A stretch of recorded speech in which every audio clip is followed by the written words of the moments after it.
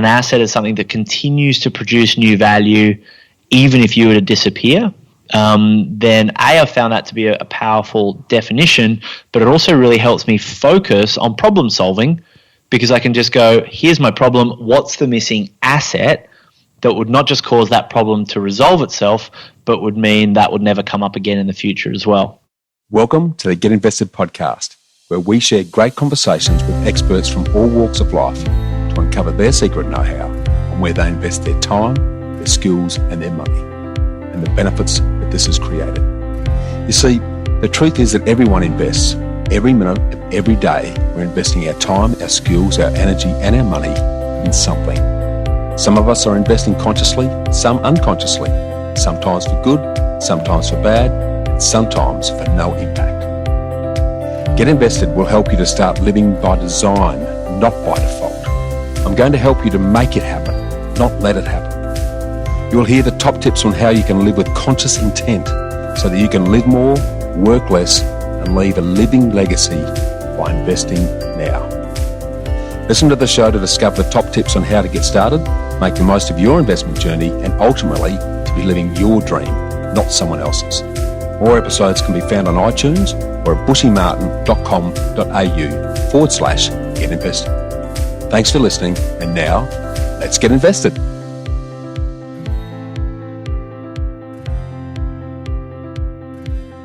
Hi Freedom Fighters. What are your assets and how do you define them? Oh, I can hear you say and think, groan. We're not talking accounting speak again, are we? Because the minute that someone asks you this question, a lot of people just automatically switch off.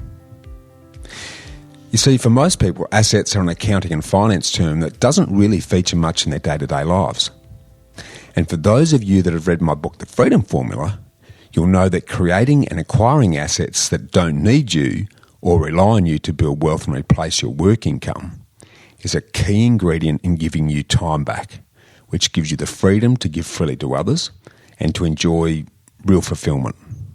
This has certainly been the case for my wife Sonia and I. But what if you took the definition of assets further and considered everything to be a potential asset or a liability, in terms of whether something makes your life easier or harder, or something that adds to or subtracts from your life? What if every obstacle or problem you face in life could be boiled down to an asset deficiency? This simple but transformational mind shift is the birthchild of today's guest, Glen Carlson. Glen's the co-founder of Dent Global, who runs structured accelerator programs that produce intrapreneurs and entrepreneurs that stand out, scale up, and make a positive impact in the world. Glen's best known for their award-winning Key Person of Influence, or KPI program, acknowledged by Inc.com as one of the top personal branding conferences in the world. Now, in the last 7 years, Glen and his team have expanded to the UK, the US, Singapore, and here in Oz. They've published over 800 books for their clients, of which I'm one of them, and they've built an epic full-time team of 50 people across 12 different time zones. Now, Dent's become a one-stop shop for businesses that want to accelerate their journey. Glen's been featured in Inc.com, The Financial Review, Sky Business News, Entrepreneur.com, and his Dent podcast is consistently in the top 100 business podcasts in Australia, with people watching over 2,000 hours of his business tips on his Facebook page each and every week. Glen and his co-founder Daniel Priestley have launched 3 best-selling books on business, which include Key Person of Influence and Oversubscribed, and they've won major awards and raised over $500,000 for charities around the globe. Glen's mission is to help the rising stars of business to be brave, to have fun, and to make a dent in the universe. And he does all of this in a really relaxed, down-to-earth way that just cuts through the bullshit and gets straight to the nub of the issue. And he helps you develop innovative solutions based around, you guessed it, his focus on eliminating stress, headaches, and bottlenecks by continuously asking the question, what's your asset deficiency? It goes without saying that my wife, Sonia, and I wouldn't be enjoying the life we lead if it wasn't for Glen and his Dent team. You could almost say I've got a bit of a man crush on Glen. given his absolute laser-like cut-through. So in our great chat today, you'll learn about how to find your purpose, what's the ultimate life trifecta, and how do the 3 circles affect your fulfillment, and how can investing in the 5 Ps accelerate your growth and sustainability. He's an awesome communicator and a storyteller, so please enjoy this great convo with Glen Carlson.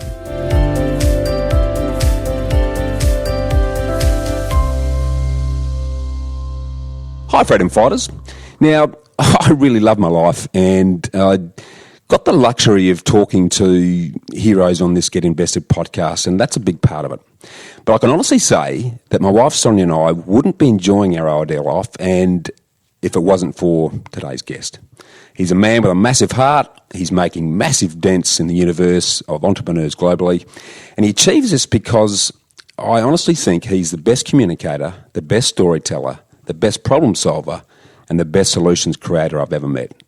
His almost intuitive laser-like cut-through just eliminates the bullshit, so you get to hear what you need to hear, not what you want to hear.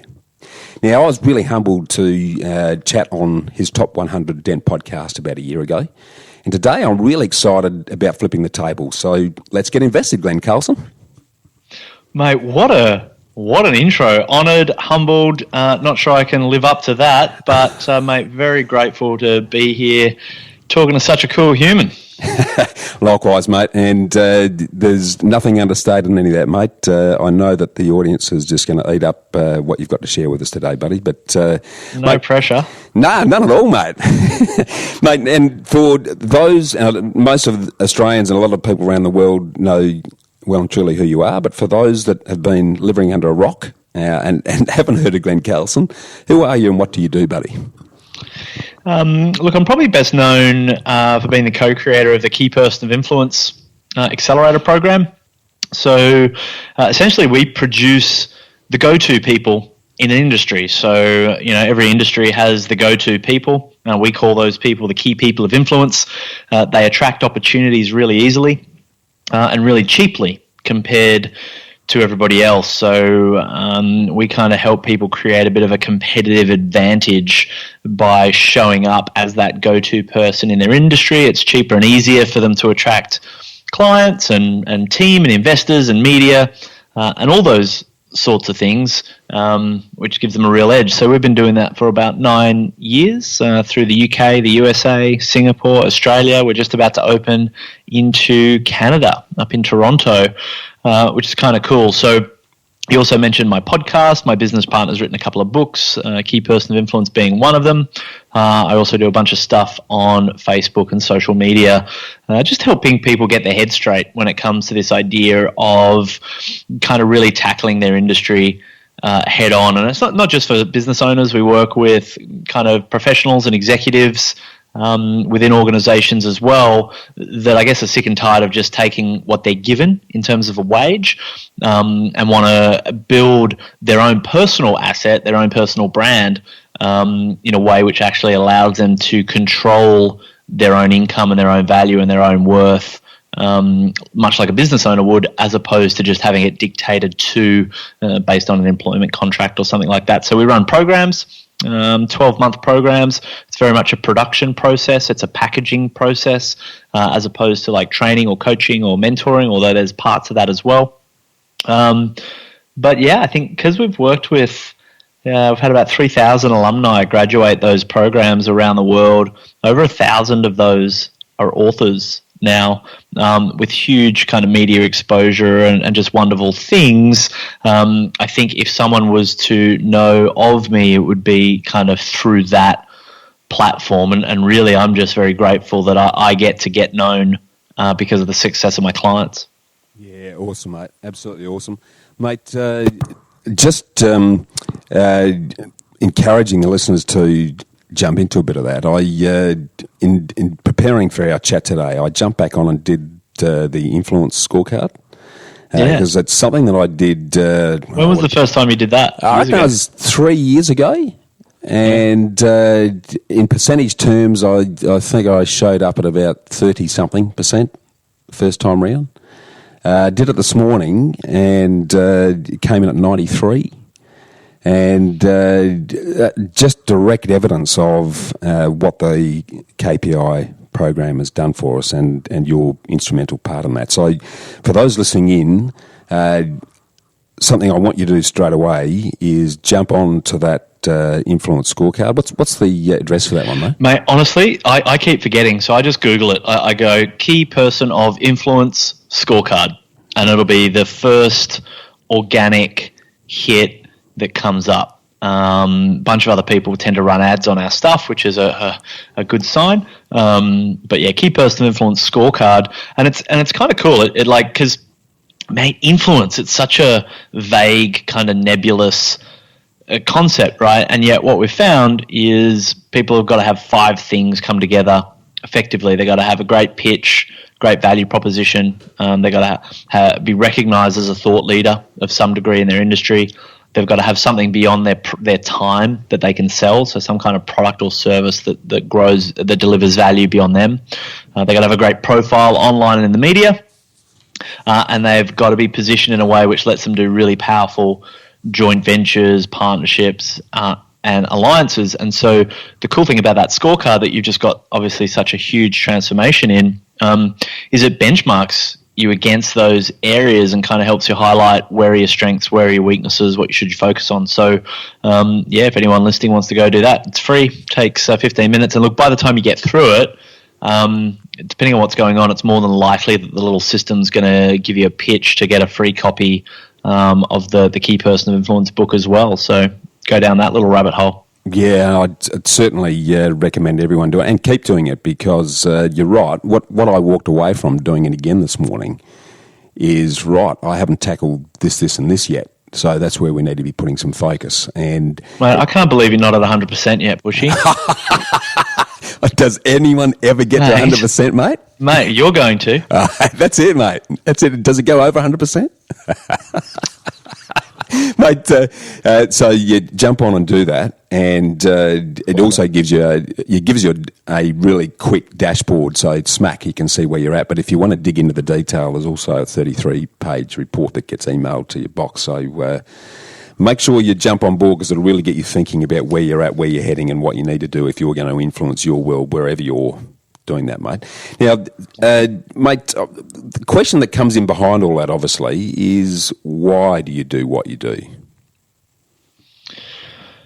Yeah, good question. So maybe a bit of an evolution, because I started just because I wanted to make money. So maybe a bit of background, but I grew up on a boat when I was a little kid for 7 years. So lots of freedom, lots of adventure, lots of travel. My dad was a shipwright in the Navy, so he built the boat. My mum was a hairdresser, so not a family of wealth or substantial means, but certainly a family of a bold heart, and I guess I got that from my dad. Yeah. But when we came back from sailing, which cost nothing, right? We're doing it on Dad's pension, retired from the Navy, salary, like, you fish and, you go to the local markets in the Sudan or wherever we are, and you eat the local food. So it's a very, very affordable way to live an incredible adventure. Awesome. Came back to the Sunshine Coast, actually, up in Queensland, which is where I went to high school. Yeah. And my parents hit the reality of being away from 10 years and having that kind of gap in a resume, having to put a kid through school and houses and mortgages and all this sort of stuff. And that the financial pressure, the financial tension was palpable in my family. Dad was stressed. Mum was stressed because Dad was stressed. I was stressed because Mum was stressed that Dad was stressed. And it was just this kind of underlying tension. Don't get me wrong. There was no real heavy vibes around violence or anything like that.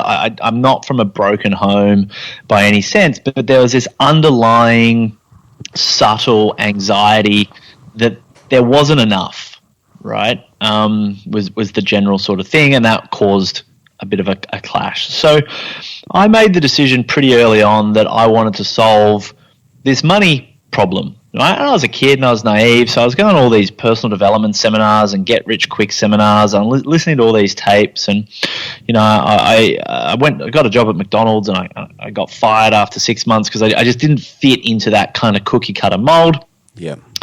And so then I started a business with my business partner. Daniel, and we were marketers, we were promoters. And again, at that point, the whole objective was just make money. And we were promoting and trying to market anything we could get our hands on. We were selling latex mattresses because we wanted to tap into the baby boomer market. You know, we're selling DVD vending machines. You could buy a DVD vending machine franchise and get passive income while you sleep because like that sounded good to us. And sort of we were chasing the cash. There wasn't a real purpose. There wasn't a real driving force behind it. And I won't go through my entire kind of resume, but essentially we ended up building a very freaking successful business. 3 years in, we're doing 10 million in revenue. We expanded to the UK, and I was depressed.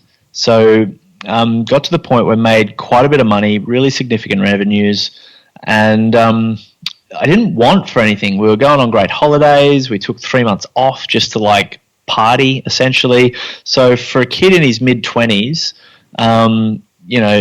certainly there was some Icarus hubris going on there as well at the time. Yeah. But that line continued to the point where I was living in the UK for 2 years and I was depressed. Like, not clinically, I never went to a doctor and got pills, probably because I didn't really know that was an option at the time, but I was certainly withdrawn. I was certainly disconnected from friends. I was a bit of a hermit, and wasn't particularly creative. Now, granted, it could have been the weather. It was London. True, 4 hours daylight a day or something ridiculous. Yeah, and so I was at that point in my life, and I decided I actually went to Tim Ferriss's book launch. So Tim Ferriss, for those that might not know, New York Times multiple best-selling author, bit of a guru, wrote a book called The 4-Hour Workweek. And I was invited to his book launch. There was 20 people there. It was super intimate. And I pitched him this idea because literally a few weeks before that, we'd done this book launch for an iconic British entrepreneur that had started a number of multi-billion pound businesses. And we put him in front of 2,500 people. So I said to Tim, I'm like, mate, here's some photos from the events we did a couple of weeks ago. This 20 people is a bit shit. We could help. And he's like, mate, honestly, I'm just loving living the dream too much. Everything's really working. This is what the publishing company put together. I'm not really interested in, doing too much more than what's already kind of going on. Like, I just got back from this great trip to Thailand and blah, blah, blah. And I just went, wow, yeah, I'm chasing the wrong thing. Here's this dude that is totally disconnected from the idea of more. He's just really happy, enjoying what is, and really sucking the marrow out of that and the happiness out of that. Yeah. And that was something I lost. And so I went on a sabbatical for 2 years, and I went and lived in Bali and for 2 years, and I was surfing and yoga and doing all those sorts of things. And there was a friend of mine, mentor, a bit of a grey-haired, wise old dog, and I'm coming back to this purpose question, but I wanted to give you some context. It's good, mate. Yeah. And I kind of said, mate, I don't know my why. I don't know my purpose. I've proven that I can make money, and all that does is make me more unhappy, which is messed up because I thought, that was the thing that was meant to, fix stress, because that's why my parents were at each other, and now I've got it, and it hasn't fixed stress. What the hell? Yeah. And he basically said, nothing from the senses will ever satisfy the soul. Nothing from the senses will ever satisfy the soul. And I was like, wow. Because I was snowboarding and traveling and Facebook, and like my Facebook page just looked like, living the millionaire playboy kind of lifestyle. And I was empty inside, right? And so maybe hence Bali, it's a very spiritual sort of place. But he said, if you want to find your purpose, start by giving your gifts. Give your gifts in a way where you expect nothing in return. And the key was expecting nothing in return, because often, people volunteer on boards and all that sort of stuff, and really they just want the kudos or the credibility or the laudits that they get from, doing that kind of work, right? They get often it. So there is a reward, even if it's not a financial reward. And he said the key is to find the thing that lights you up day in, day out, where even if you're not getting the money, even if you're not getting the recognition, even if you're not getting the rewards, just simply the service serves you and serves your soul, and go find that thing. And he says it's not hard to find. Just work out what you want to go and do for free, what you want to go and serve and help and what have you. Now, again, I'll cut a really long story short, but essentially we were in Bali, lots of little startup businesses, and business was something I knew, right? Business was something I got. And just for free, I invited people around for wine and chats around business. They were having startup issues. They were having issues clarifying their value, or, their unique positioning, or, just getting their website live, like little stuff which I could kind of do in my sleep and I loved. Yeah. And, we'd end up chatting to 2 a.m., tanked on shit barley wine, talking about business and changing the world. And I didn't get paid $1. And often their businesses didn't even work, right? Because I can't guarantee their execution of it. But just talking shop like that lit me up. And it was kind of that point where I realized that my purpose and passion is to be able to help entrepreneurs accelerate the entrepreneur journey, their entrepreneur journey, ultimately so they can make the most of the times that we're in. Yeah. That's just, we live in batshit crazy, amazing times. Like the technology nexus, the social nexus, the energy, like everything that's kind of happening at the moment puts us in an incredible time in history.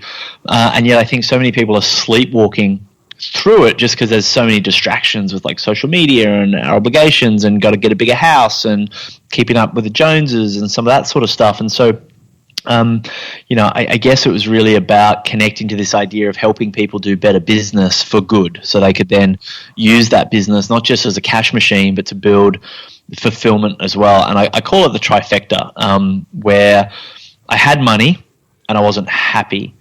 So you got to have money, you got to also have time, and you've got to also have fulfillment. And my experience is, unless you have all those three things, happiness and that sense of fulfillment and purpose doesn't last. So since that time in Bali, which is about 12, 13 years ago now, I've really spent my life crafting my own business strategy around delivering to my family and I those three things, but also just helping other business owners nail those three things as well. And that's just what juices me up. I can talk all day about it.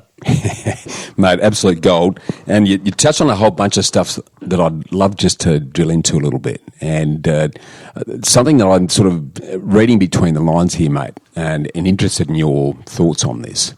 You strike me as someone who loves to spend a bit of time in the cave. So, those early days, 10 years on the boat, yourself and the family pretty much, you've gone on that sort of 2-year sabbatical to get clear on where you're heading. How do you, given that sort of tranquility and time in the cave appears to be important, how do you sort of balance that with the very public persona that you have, well known, and you do a lot of work, whether it be face-to-face in front of large audiences and through Facebook Live and whatnot? How do you sort of balance those two off? Well, it's the ultimate irony, right? People think that if you're going to be a key person of influence and kind of be that go-to person, you've got to be this gregarious extrovert.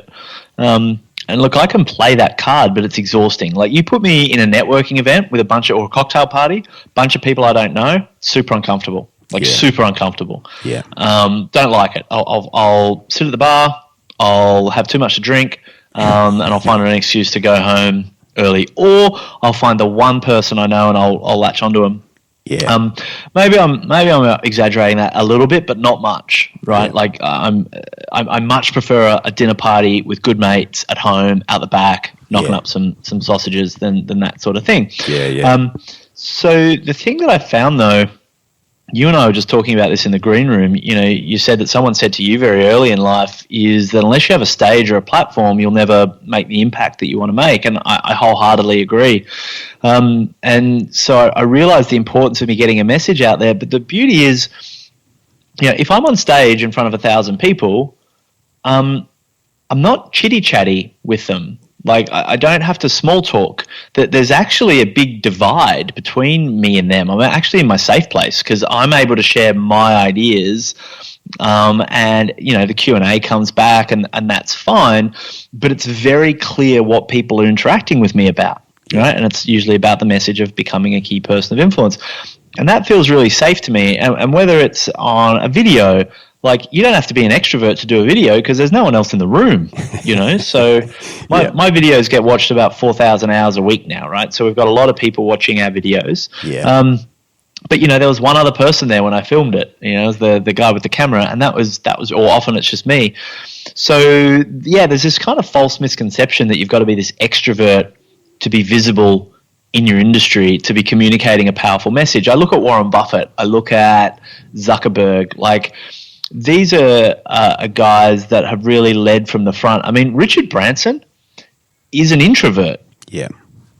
People don't get it, right? He can't present to an audience head on. He has to be interviewed side on because that freaks him out. Now, you look at his personality and this gregarious guy, and you think he must be this extroverted dude. He's not. He's an introverted adventurer.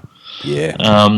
And so no, I recharge alone, and I like my privacy. I like being able to retreat to the cave, hang out with the girl, chill on Netflix. I love all that sort of stuff, and I also a little bit love popping the bubble that to be successful and to have a message and a mission, that you've got to be like up at 5, you've got to have a hardcore structured day, you've got to grind until 12 at night, you got to not sleep, and it's just on. I'm not that guy at all. I'm way more about balance. Yeah, me too. Balance is a bit of an interesting one because I probably don't live a balanced lifestyle, but I live the lifestyle I want to live, mate. And would love you to share on that same tone. What does your ideal lifestyle look like, mate? Is it any different to what you're doing now, and what are you investing in to make that happen if there's a gap? Yeah, well, so I invest in my business. Very early on, I realized that where I got the greatest return on my investment was business. Yeah. And that was it for me. So I consider my business like anyone would consider a property portfolio, right? The way you make the asset value go up is you invest in the assets of the property. So we're constantly investing in the assets of our business. We also acquire other businesses. So that's kind of our strategy. We've acquired 3 businesses now. Our group's valued at about 20 million. So we've got a good sized little portfolio of businesses that's clicking along, and we've got some good goals for growth. We've been doubling the business every 2.5 years since we started. Massive. Which if we continue, by the time I'm sort of 45 to 50, we should have close to a kind of $100 million portfolio of companies, so that's our focus, right? Because I don't know how to do that in any other area. I'm not a property developer. That's not my that's not my jam. And so that's kind of my focus. So I am very much living the life that I love. So I live in Bondi. I've got a beautiful home here in North Bondi. I'm a lifesaver down at the surf club at Bondi Beach. So I spend a lot of time in the water, a lot of time at the beach. I drive the IRBs, so they're the inflatable boats, 25 horsepower motors, punching out through the surf, spinning around, pulling people out, ferrying them back to the beach and doing it all again. So there's a bit of that kind of extreme kind of tactical element that I really enjoy. I love spending a lot of time with my girl. I've got a great office upstairs. We don't run out of offices. My business, I've got a great office where I've got my setup for podcasts and videos and creating. And I have a team that run the business. So I have a general manager that runs the business. I very early worked out that I'm not very good at running the business. I'm very good at creating and growing the business, but the day-to-day operations, making sure the trains are running on time, is not me. So pretty much everything other than the creative stuff, which I love, has been delegated at this point. And I go on regular boys trips, and we go camping, and I'm not not a fancy person. I don't buy fancy cars. You know, I drive a $20,000 Prado because I want to drive it through sticks and mud and shit and not care. Yeah. And I kind of like that about myself. Whenever we've got a spare, you know, couple $100,000, we don't look at buying toys. We look at buying businesses. Yeah.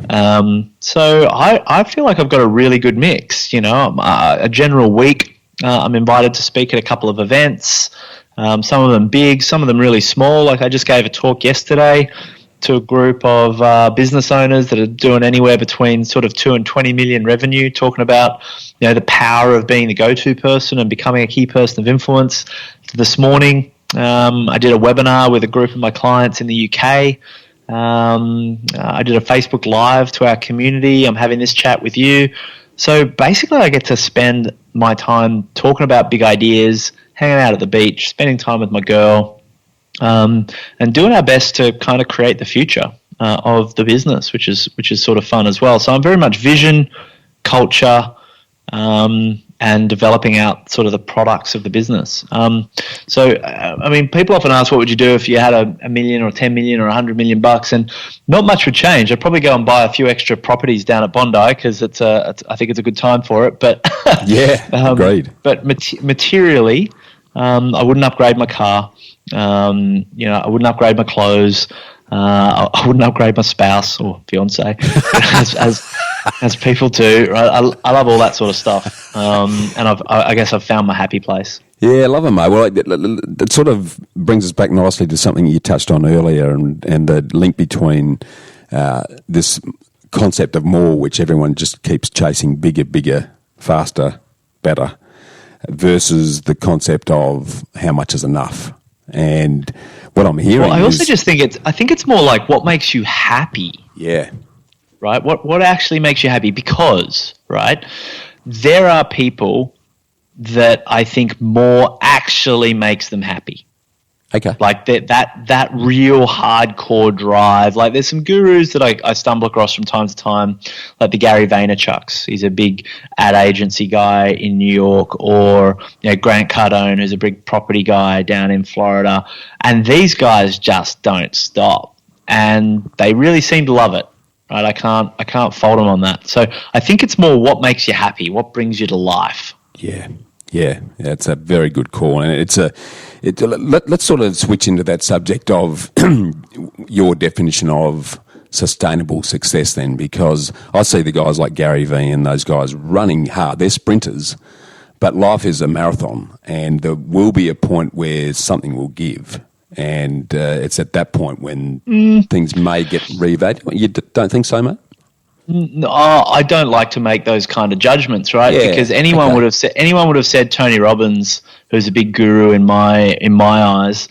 So Tony Robbins, if some people don't know, is a motivational, you know, inspirational kind of performance coach speaker. Yeah.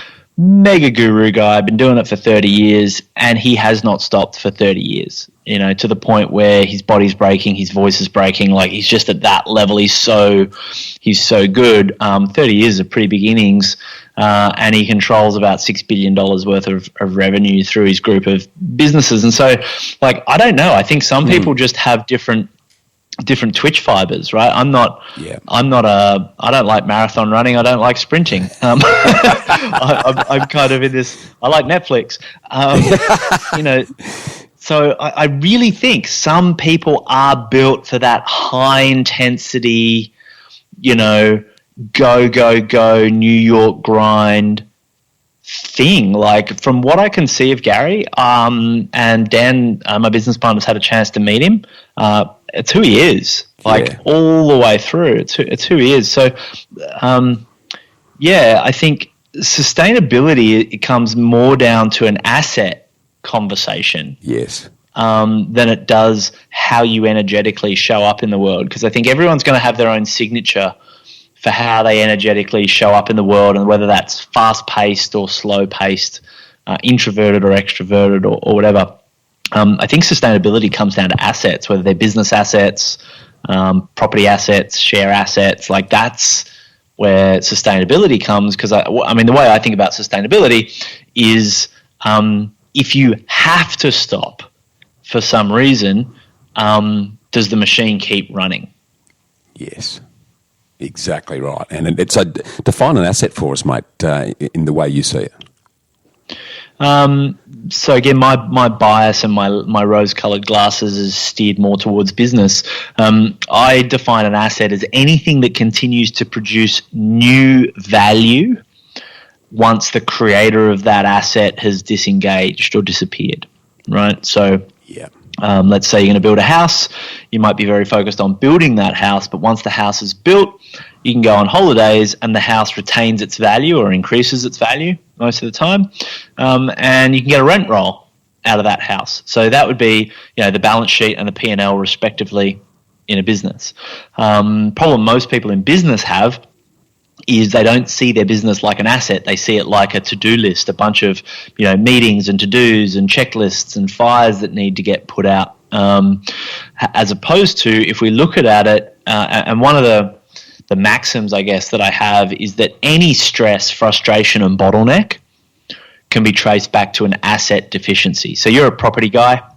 If you've got a 5-bedroom property with a kitchen and a double garage, but you're not getting the kind of rent that you want, well, that's a bottleneck, right? That's an inefficiency. Yeah. So you'd go, instead of sitting there going, I've got to do more sales and marketing, no, that's not what property guys do. They go, or girls, they go, where is this property asset deficient? And maybe you go, it's got a really bad kitchen, or it's got some water damage or some mold. So you know what we're going to do? We're going to redo the kitchen. We're going to repaint the place. We're going to change the insulation, make it a bit more waterproof. And all of a sudden, the value of the asset has gone up substantially. So if you take that to a business context, we're big advocates of looking at the 5 different rooms of your business: the pitching room, the published content room, the product room, the profile room, and the partnership room. And most business owners have not renovated those rooms particularly well. They're a bit shabby. They're a bit run down.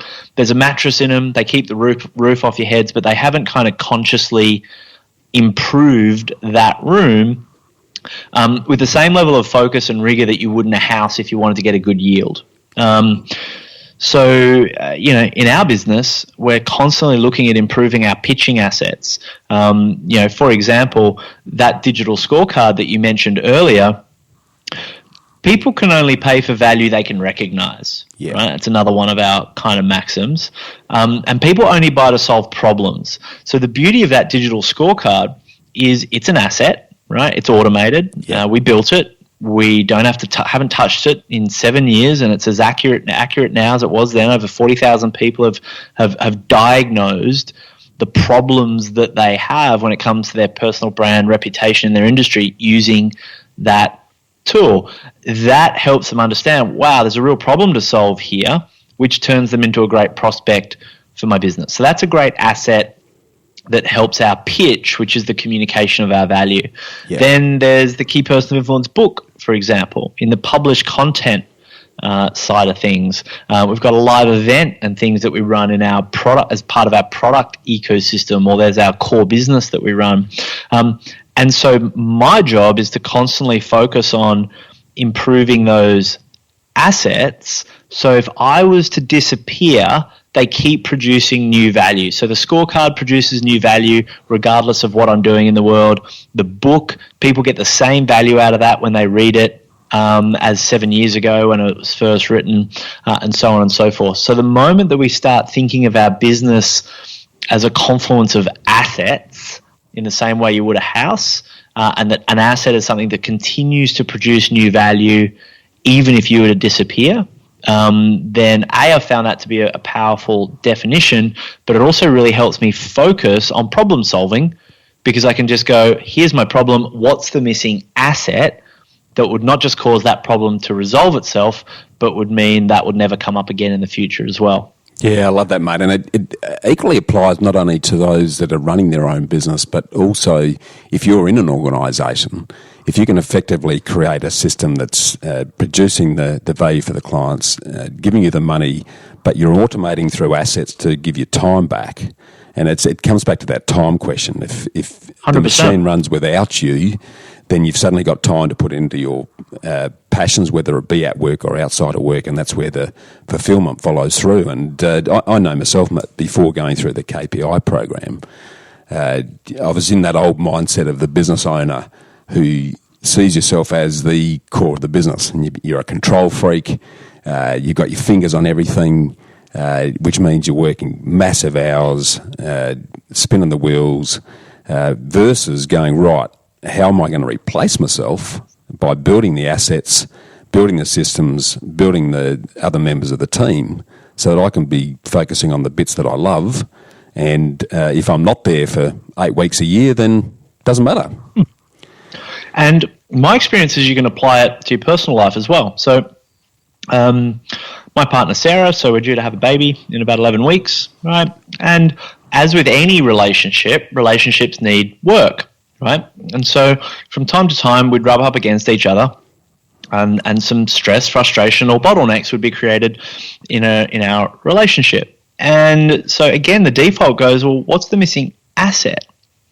And so what we ended up doing is we ended up putting in our calendars every Sunday morning. We would do a couple of hours as a life meeting, and the asset was a series of honoring statements, a series of questions. We would have an opportunity to bring up any red flags or any issues or any chatter or frustrations that we had, but it was all coming up in this pre-agreed super sacred space with an asset, which was the document of how to run the meeting and to set that sacred space, which would remind me to listen and all these sorts of things.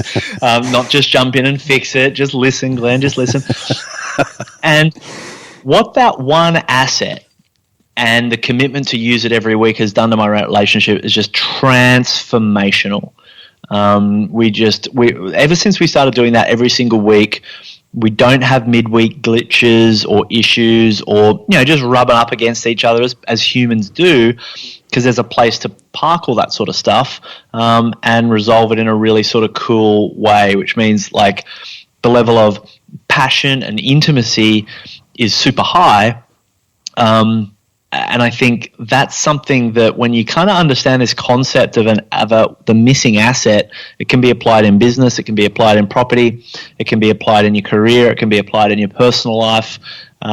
What's the missing asset? Which is why I come back to this idea that anything that's going to be sustainable long term is on a foundation of powerful assets. Long-term relationships, people that have been married 40, 50 years, it doesn't happen randomly. They have an operating system that they default to, whether consciously or unconsciously, that lets it work. And I think it's the same in anything.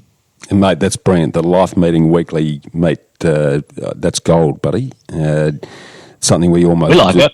Yeah, well, that's something we sort of do by osmosis, but we haven't sort of formalised it like that. And so we found the osmosis thing doesn't work. No, right? Because if it's by osmosis, then when someone's got the shits, they're like, I'm just going to bring it to you right now. But that person isn't in the right space or in the middle of something. They're trying to get ready for, whatever it is, a podcast, a presentation, a big thing, and you've accidentally pissed the person off, and all of a sudden there's this friction. And as opposed to if it's got a home, we did this in our business, right? So every week we have our weekly meeting, but what used to happen was the team used to bring me all these problems, right? And it was good because I wanted the team to bring me problems, right? We don't want to stick our heads in the sand. Yeah. But because they were bringing me problems all day, every day, I felt like I was on the Titanic and everything was not working all the time. And it's a real struggle to maintain, some emotional strength against everything always not working. Yeah. And so what I decided to do, I said, what's the missing asset?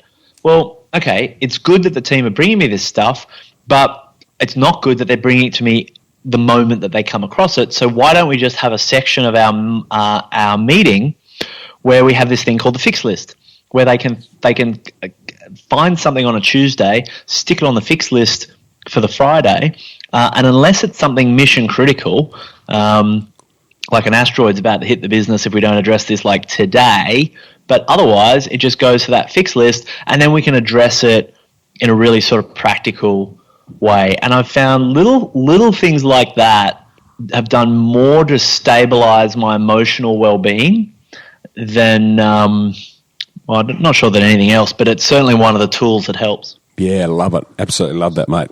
Brilliant, buddy. Now, you sort of touched on your good partner, Sarah, and I think I mentioned to you when we spoke 12 months ago that she's an absolute keeper. She is. She's a cracker, mate. How important is she and that partnership to your ongoing success, however you define that, buddy?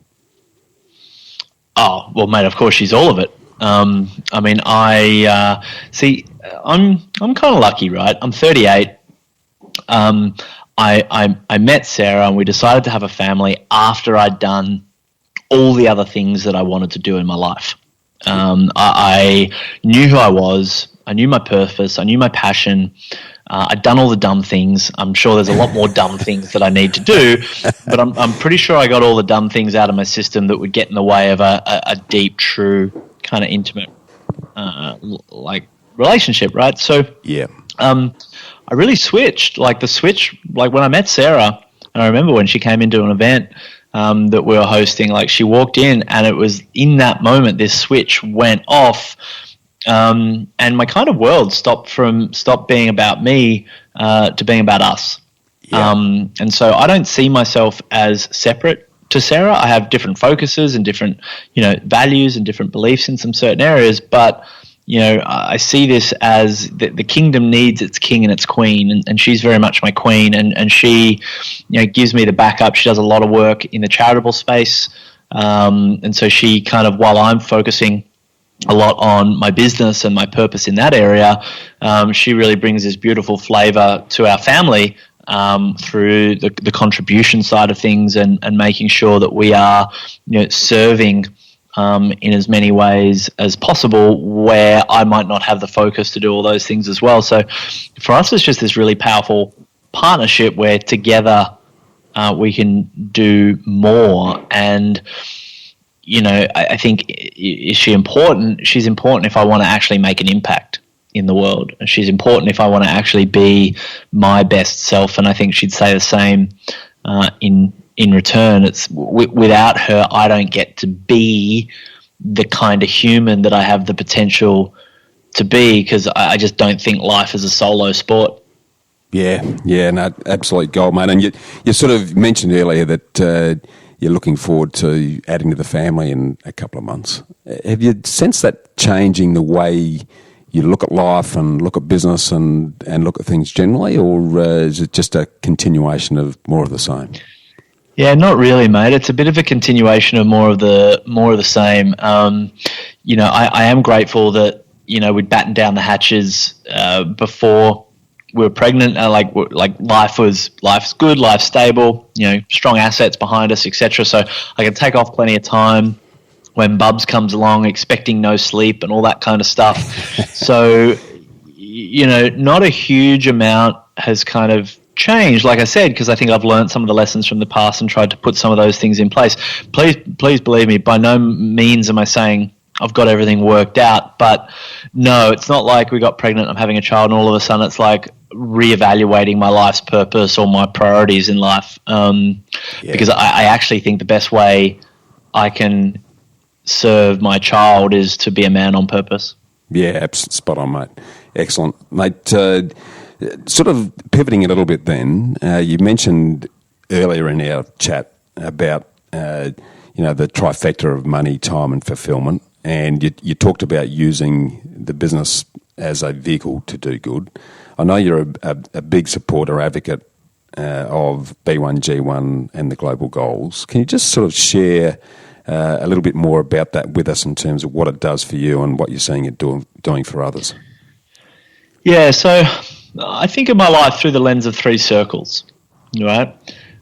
There's the selfish circle, which you got to serve yourself first, fit your own oxygen mask first, right? I want money, I want time, I want a nice house, a nice car, I want to live near the beach. We want to be able to go and buy stuff for the kids and not even be a thought and travel. And that's all my selfish, I want to live a good life in the world in abundance, right? That's my why for just me. Yeah. Then there's the material me. Then there's my why for my clients, which is to help them accelerate their journeys so they can create more for themselves.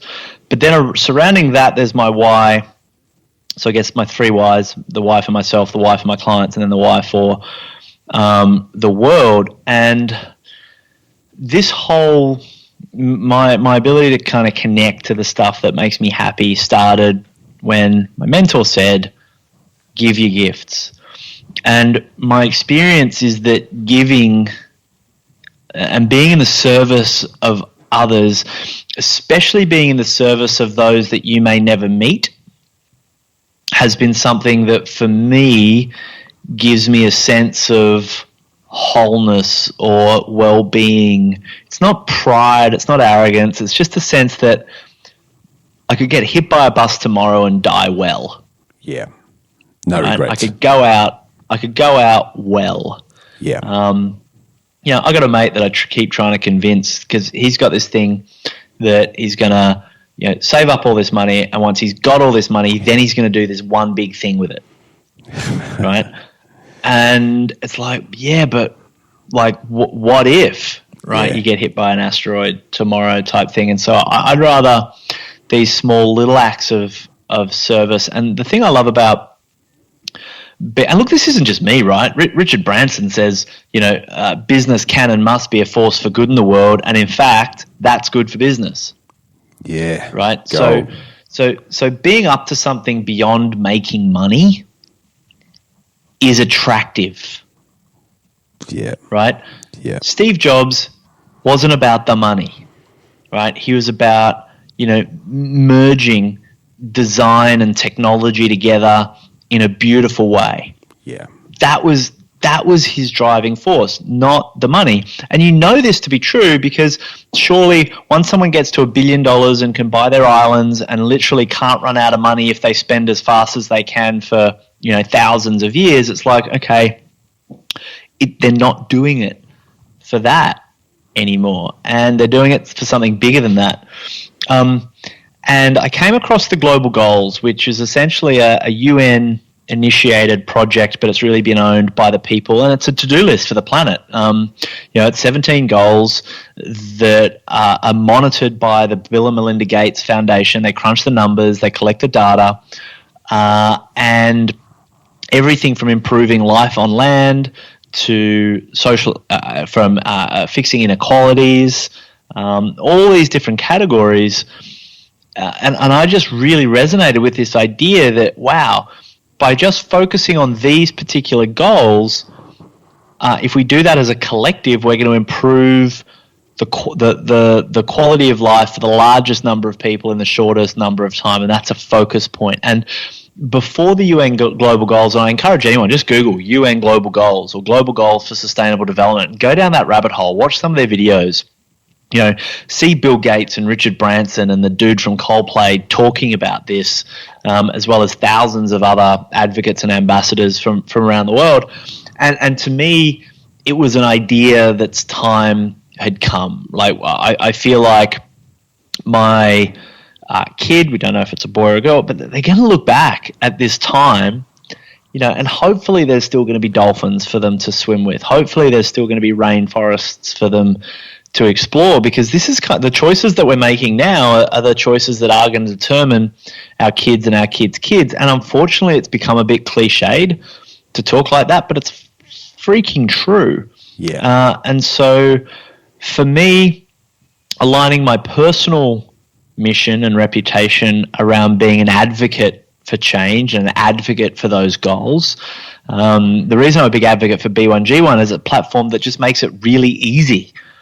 It's like the Amazon of effective giving. You can just go and click and buy and done. You can automate it. You can put it on recurring. It's just super, super easy to give to an organization, to charities that are already aligned with a powerful purpose that aligns with your powerful purpose.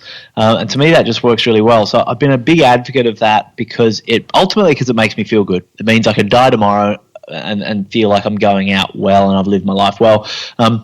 But that feel good is coming from the fact that, to serve someone else that you may never meet, I think is a pretty cool thing, and I think it's a pretty cool behavior to teach our kids as well. Yeah, absolutely, mate. And it certainly, it was your mention of the global goals, I reckon it was a good couple of years ago, that turned on the light for us. And we jumped on board with B1G1 as well. And just by a very simple shift, and we've sort of mirrored some of the work that Harvey Pennade's done with Inspire CA, and we're sort of doing a fair bit together these days. But just using the business as a volume switch and a vehicle for good, something that just as an example for the listeners, for every dollar that we're saving our clients on restructuring their finances, we're donating a day's worth of life-giving water to the people in Ethiopia through B1G1. And we're early in that. We've got a goal of hitting 1 million by middle of the year, 1 million days. We're sitting at about 150,000, so I've got a lot of work to do. But just by doing that, the change we've seen in our clients' view has been quite profound, because it's that old story. You mentioned it earlier, mate. Fulfillment comes from giving without ever expecting anything in return, as you well mentioned. And you don't know how good that feeling is until you start giving. And if we can sort of encourage that through what you're doing and what other businesses can now do to make a meaningful impact, it's going to be a much happier world, mate. Pure and simple. Mate, absolute gold.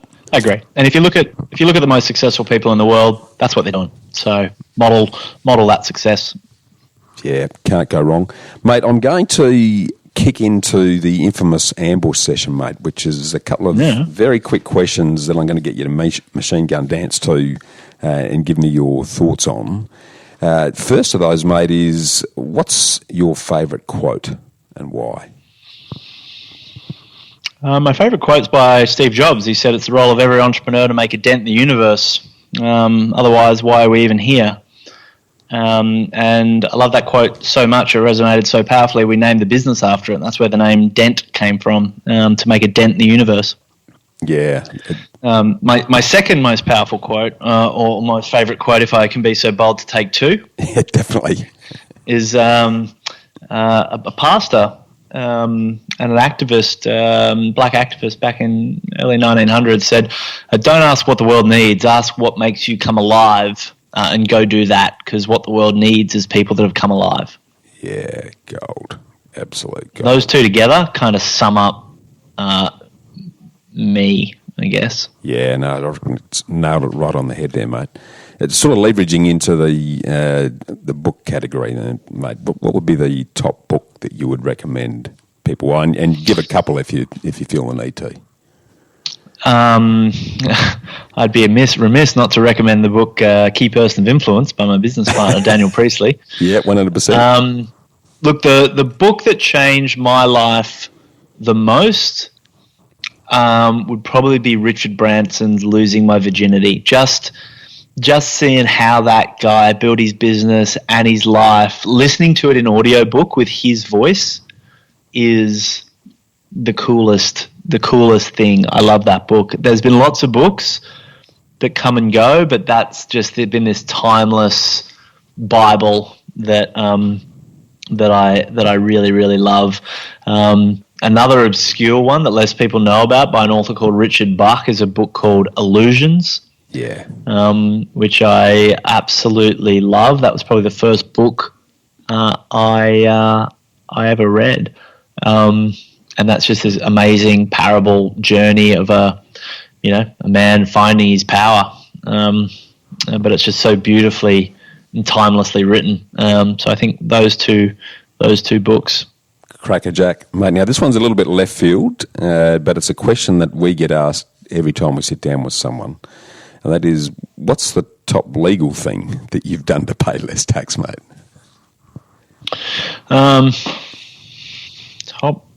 Top legal thing I've done to pay less tax. So we don't run the company as a company. We run it as a trust. And that's probably given us more control in terms of how we operate and disperse profits and dividends and all that kind of stuff. So my first response was thinking I pay a really good accountant really good money would be my actual answer. That's how I legally do it, because I'm not a tax guy or a legal guy. Yeah. I'm a pay for really good advice guy.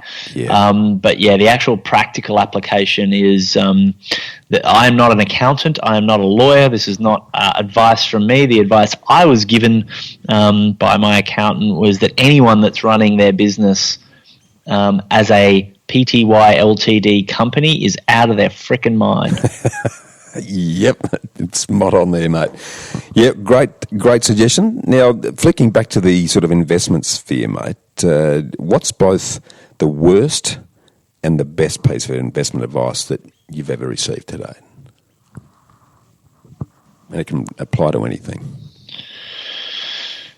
The best bit of investment advice I was given was to invest in the power of your personal brand, which is not about being a wanker and a self-indulgent narcissist. It's about putting your ideas, your philosophies, your belief, your content out there in a way where people can consume it at scale.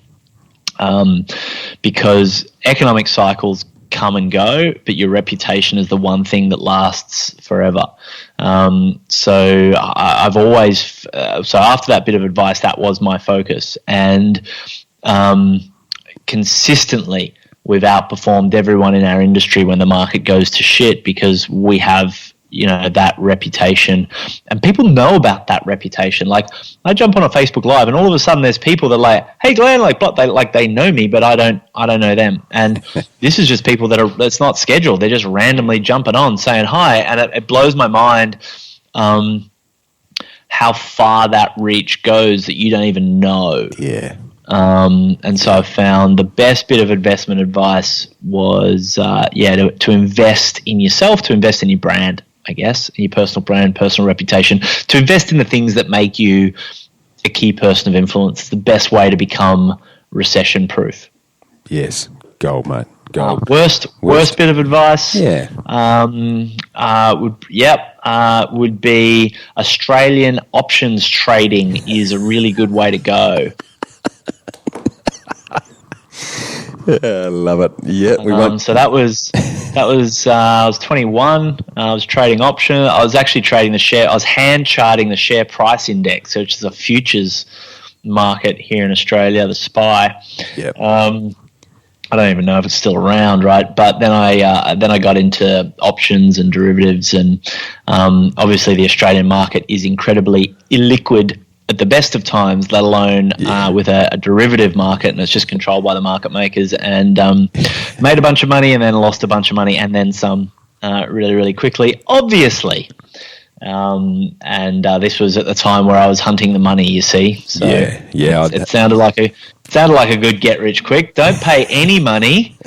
Own it, don't control it, don't own it, and make all the money on it. This is brilliant. I've cracked the code. Ha ha, all you suckers out there working for a living, you bums. Trade options.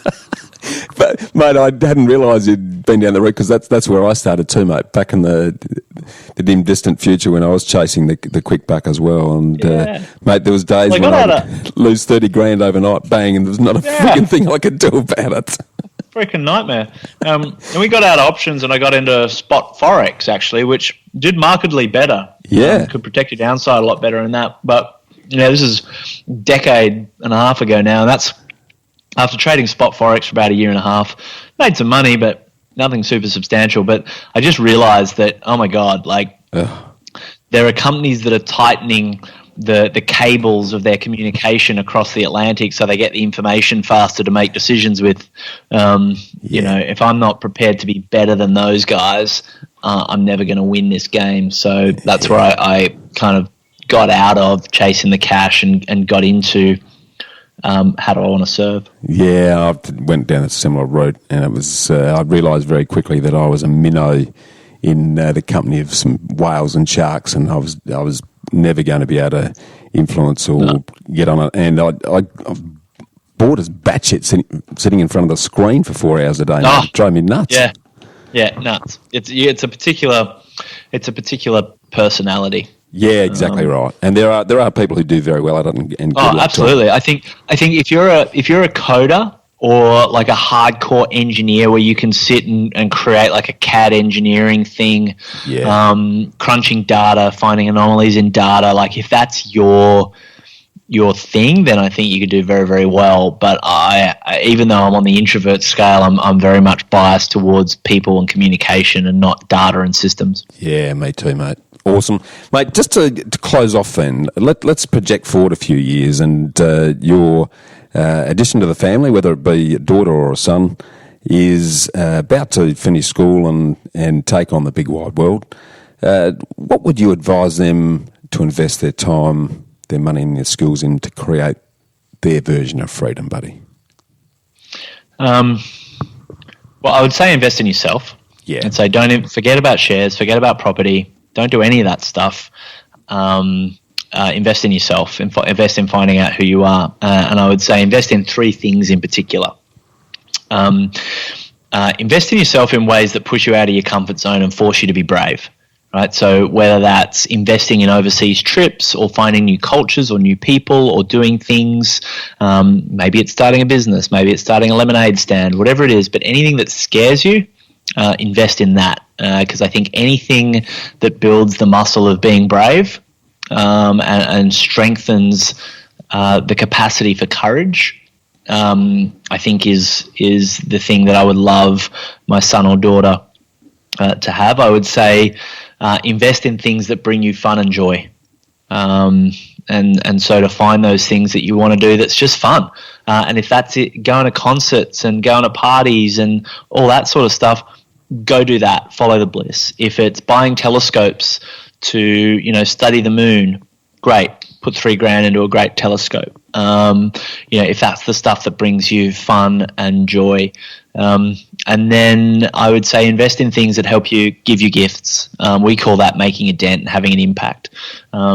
So helping them find how they can serve in ways that light them up and cause them to, expand into the world. Because I think if I could get all human beings to do three things, it would be to be braver, to have more fun, and to look for ways that they can serve and make a dent in the universe more effectively.